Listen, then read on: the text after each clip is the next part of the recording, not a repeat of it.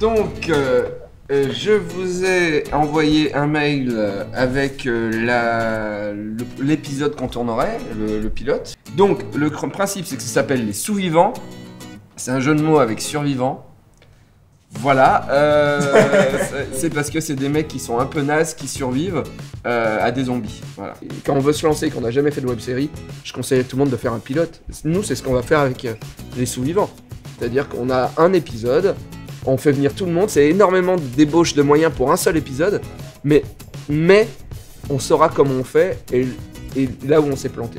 Là, on essaye de montrer aux gens qu'on peut faire des séries en intérieur, très simplement.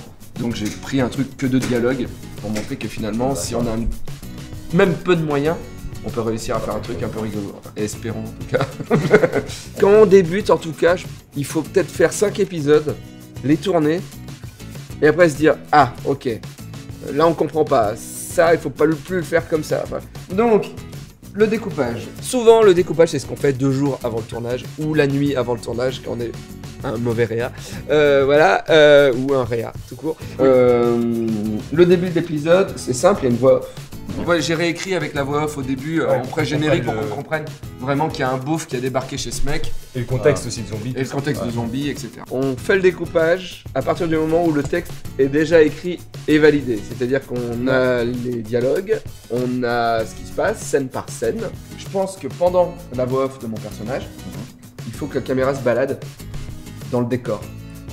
Pour découvrir. Et je pense que même on ne commence pas par voir le personnage. Ouais.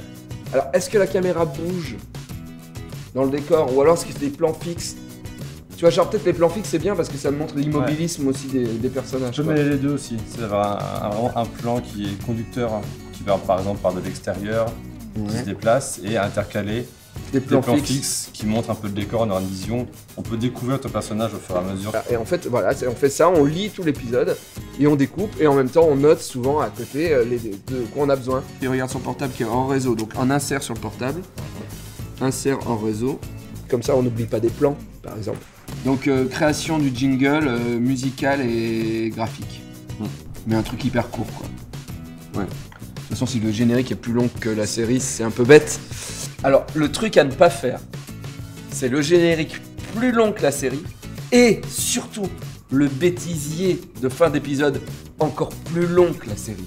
Déjà, faut éviter, je pense, parce que c'est bien en bonus à part et pas collé à la vidéo.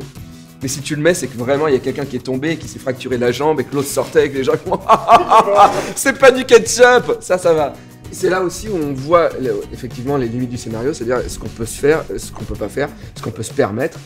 Donc là, on a un problème, tout se passe à l'intérieur, mais il faut quand même que le public ait l'impression qu'on est la pression en fait. Ouais. Donc il faut quand même qu'on ait l'extérieur avec les zombies.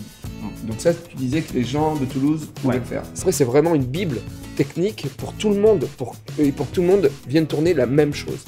On aura 2 appareils, je pense qu'on aura notre plan master, où on va dérouler la scène avec Thomas. Il va falloir qu'on apprenne bien le texte. Elle peut être faite d'un coup. Elle peut être faite d'un coup, quasiment, ouais. Souvent, on utilise des termes qu'il faut apprendre. Insert, serré, plan américain, plan large. Et après, on viendra, on posera 2 caméras et on fera les champs contre champs en même temps. Là, vous avez un champ. Le contre-champ, ça serait que... Viens avec la caméra. Voilà. Donc là, on a le contre-champ. Là, on a le contre-champ. Voilà. Et donc, je lui réponds. Là, on a le champ, et toi, tu étais le contre-champ. Voilà.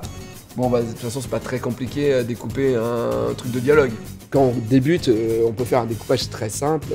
Si on est 7 entre potes, voilà. Mais le découpage, c'est très très important, puisque c'est à ce moment-là où on commence à poser les bases de la journée qui va être très dure de tournage. Voilà.